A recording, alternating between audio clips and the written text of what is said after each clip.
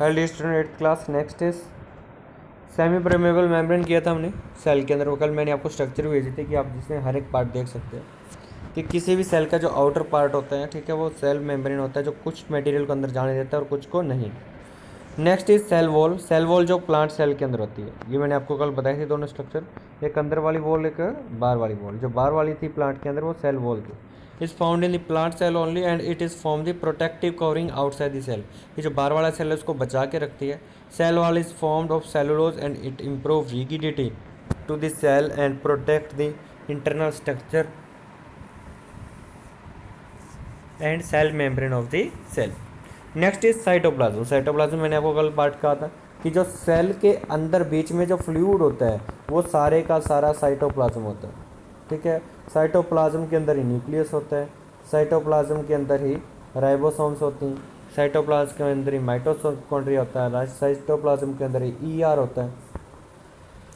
So cytoplasm is the thick jelly-like semi-fluid substance lies between the cell membrane and the nucleus. It has up to 90% of water and all chemical reactions inside the cell take place in the cytoplasm and the number of cell organelles are found suspended in the cytoplasm.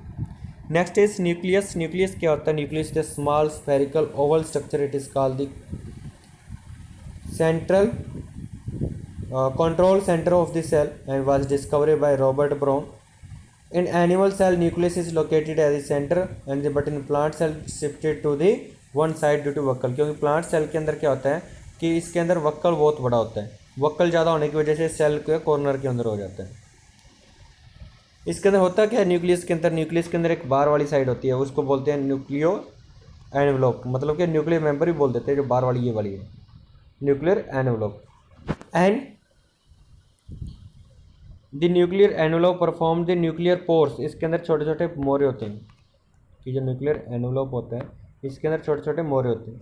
वो मोरे क्या करते हैं? Transportation का काम करते हैं कि अंदर क्या जाना चाहिए न्यूक्लियस के अंदर, क्या नहीं। और बाहर इसके क्या होता है? ये साइटोप्लाज्म फ्लूइड होता है इसके बाहर, ठीक है। और इसके अंदर क्रोमेटिन मटेरियल मैंने आपको बताया था होता है डीएनए के लिए। Next is nucleoplasm. न्यूक्लियोप्लाज्म जो फ्लूइड न्यूक्लियस के अंदर होता है उसको न्यूक्लियोप्लाज्म बोलते हैं। न्यूक्लियोलिस।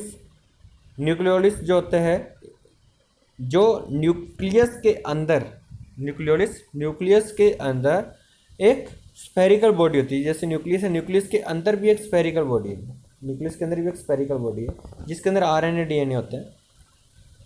Next is chromosome suspending the nucleoplasm fine thread like structure. की न्यूक्लियस के अंदर ऐसे धागे होते हैं छोटे छोटे, उसको क्या बोलते हैं? Chromosomes. And in the non-dividing nucleus they form chromatin net, but in dividing nucleus they condense to form chromosomes. That's why chromosome visible only in the cell undergoing division.